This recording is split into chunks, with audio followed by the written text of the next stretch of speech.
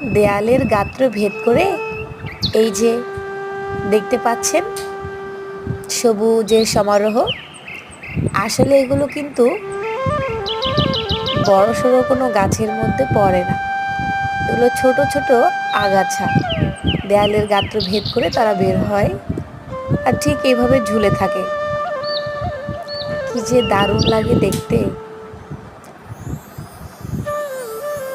এত সৌন্দর্য সরাসরি দেখতে আরো ভালো লাগে।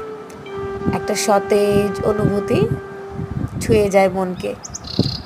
আমার বাসার গলিতে ঢুকতে পথেই এই দৃশ্যটা চোখে পড়ে।